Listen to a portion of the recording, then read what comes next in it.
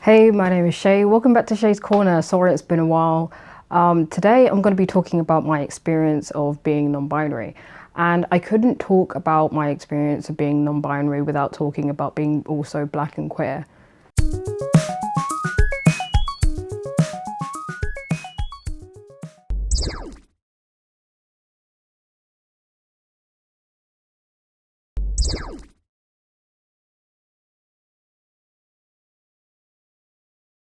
So I started exploring my gender around the age of 17 while I was in college. I already knew I was queer from about age 11. I regularly got told I was lesbian and I didn't even know what that was. I had no sort of understanding of the LGBT community until I was in college in about 16 or 17. Because there was no education, because it was very negative if you were LGBT, and I had no exposure that was positive. I resented my queer identity, as in my sexual identity, being bisexual or pansexual or queer.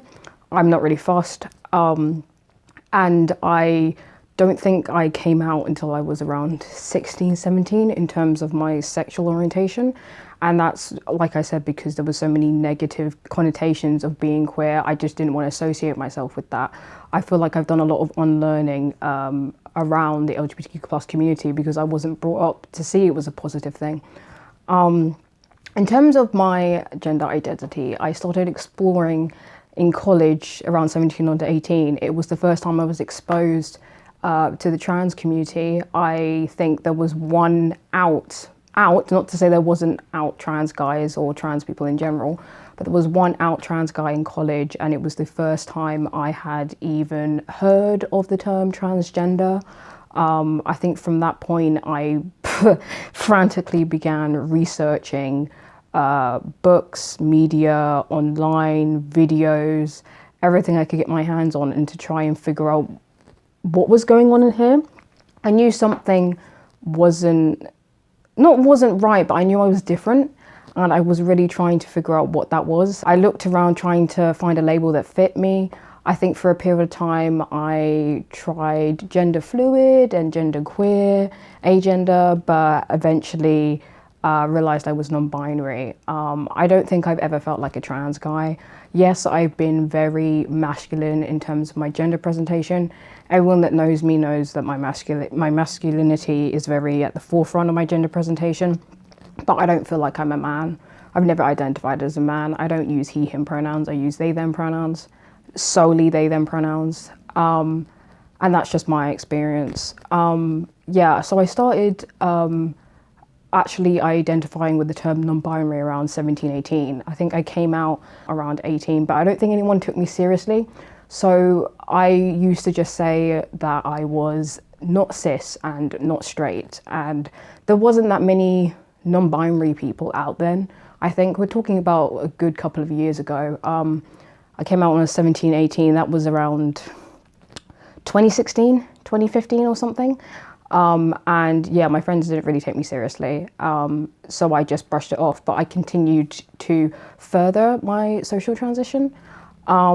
I've also been thinking about whether I talk more about my identity in terms of medical and social transition, because I think it's kind of a private thing, but I've recognized there's really not enough black POC, dark-skinned bodies, trans bodies out in the media.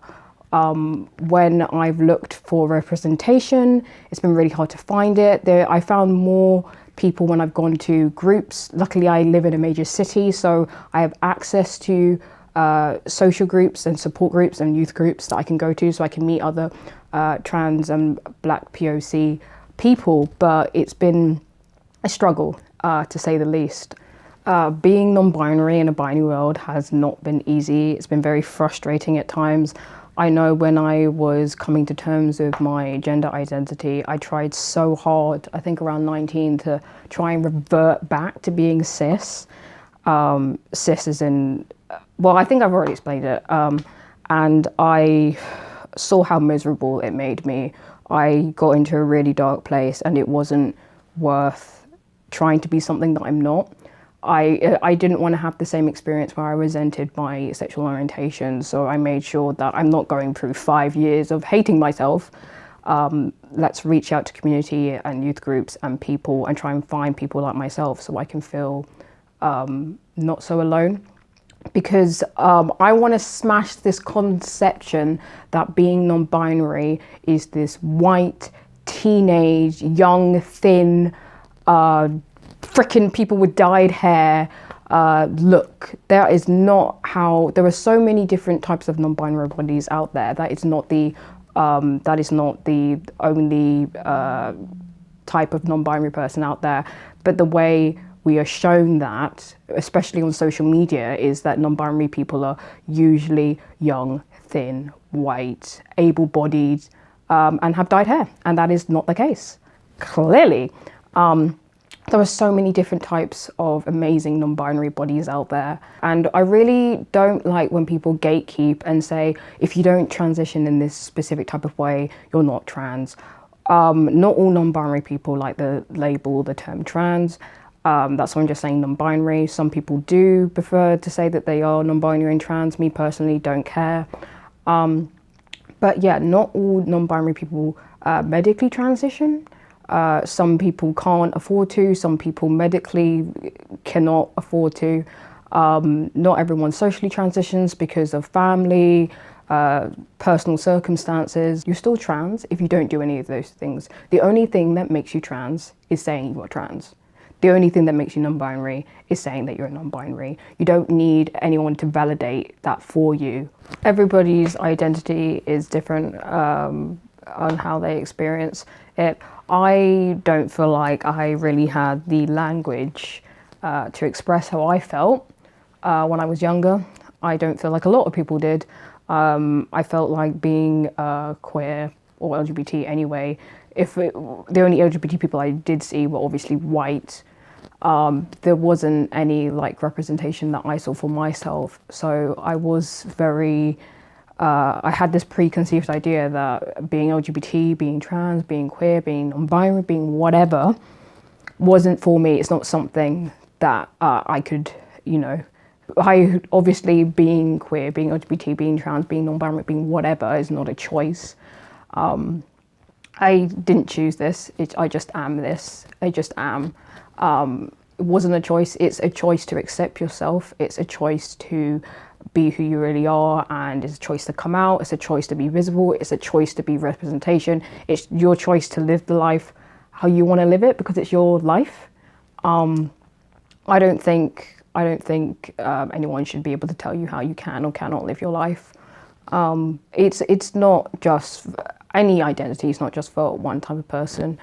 I don't feel like I'm just not a girl. I just don't understand how people can look at me and see girl.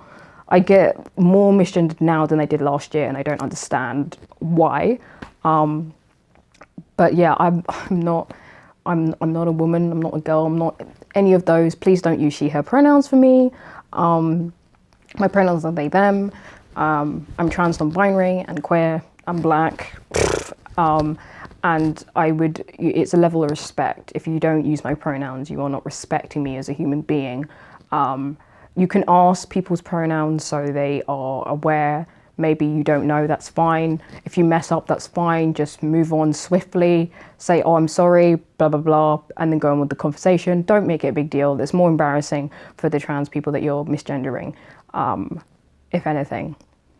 In case anyone doesn't know what non-binary is, my gender is non-existent. My gender doesn't fit into the binary male or female. I am neither of those things. Have been for a very long time. I use they them pronouns. Not every non-binary person uses they them pronouns. People use a multitude of pronouns. People use more than one at a time, so maybe he they or she they, and that's because sometimes their gender identity falls between, say, non-binary and man, or non-binary and woman, or on a completely whole different scale to begin with.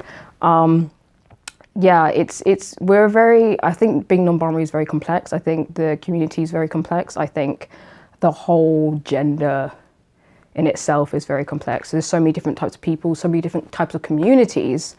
Everyone just has their own experience, you know.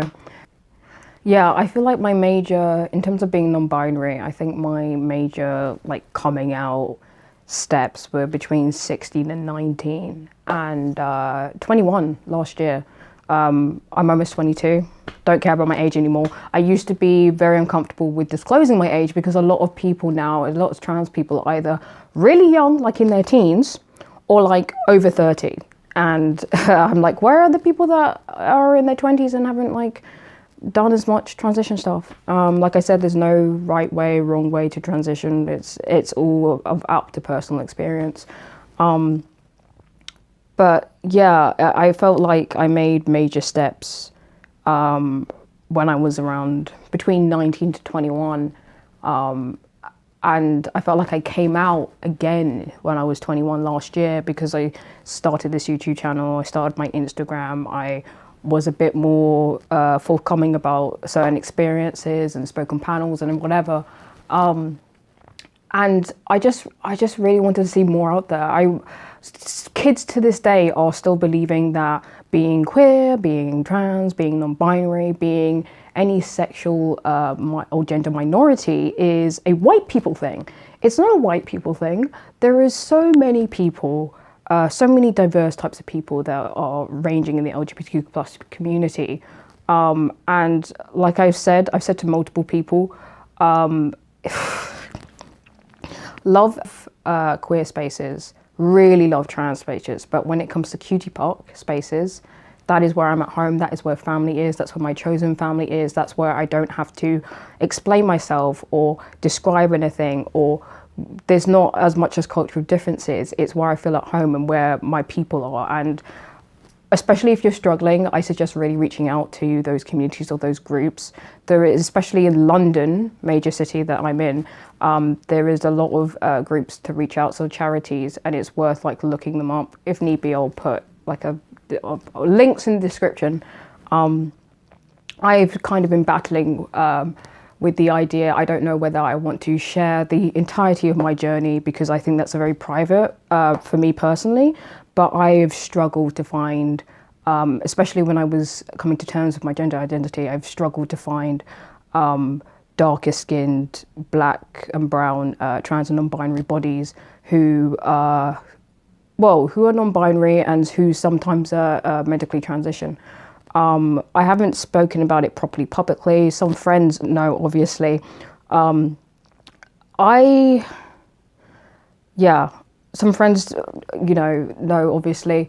But I am a non-binary person that binds, and it was at first a struggle to find even a skin tone binder. There are skin tones binder that are available, and only recently in a darker shade of my skin tone, but it was very hard finding that in the first place. Also, I mentioned on my Instagram story, I briefly experimented with packing, and oh my god, it was so difficult to find a black or my skin tone packer. The world is just not made for us, and I knew this from a time because obviously I'm black, like come on. And it was a struggle. I got really upset, actually. I reached out asking, does anyone else know where I could find one? Everyone was telling me to do like the opposite. They were saying, dye it, which I shouldn't have to do. Go and find it from America, which is going to be more expensive because of the transaction fees and the shipping and everything. And it's more expensive than like a binder. And just multiple ways that wasn't helpful. And I was thinking, I can't believe it's this hard to find a packer. Eventually, someone, a mate of mine who's also a person of color, hit me up with a site, and I was able to find one in my shade, but there was no other packers that were darker than my shade. So people darker than me can't even have something that looks like them. I think now there are packers available, and there are transition type products available in darker skin tones. It's just so hard to find it, and it's not the common, we're not all this shade of peach, or I don't know what my skin tone would be, like coffee. There are darker skin tones than that, and it just blows my mind that those things weren't available, and if they are available, they're just so hard to find, because that shouldn't be the case. It really shouldn't. And another thing, when it comes to medical transition, I've noticed I didn't realize that black and brown trans bodies, in terms of medical transition, it was a lot different from the white trans bodies, in terms of if you wanted top surgery. Scarring is a lot different. Darker skinned people with melanin, black and brown bodies are more at risk for keloid scarring. We scar different, we scar horribly. It's great. In terms of like hormones, that affects us differently for a variety of reasons. It's really tiring, especially when I've been on groups and everyone was sharing transition stuff. It's like picking 4 or 5 brown, black bodies out of like a sea of white people. And like well, it's not fine. I keep saying it's fine. It's not fine, because I'm trying to like find people that look like me. I'm trying to see people that look like me. So if I want to choose these things, I know what things are going to look like. But most of the representation, if I do see black trans or brown trans non-binary people, it's probably in America, to be honest. Most of the representation comes from America, and I really want to fix that. I really want us to start seeing more black and brown bodies, more POC people that are trans and non-binary identifying in the UK. That's not just maybe young people going to youth groups, but people that are more visible, people on social media, people that are activists making social change. There's loads of really amazing activists that I'll put in the link in the description that are POC. But I would just like to see more, you know? I will catch you in the next video. Hopefully I'm trying to put out more content, but we'll see how it goes.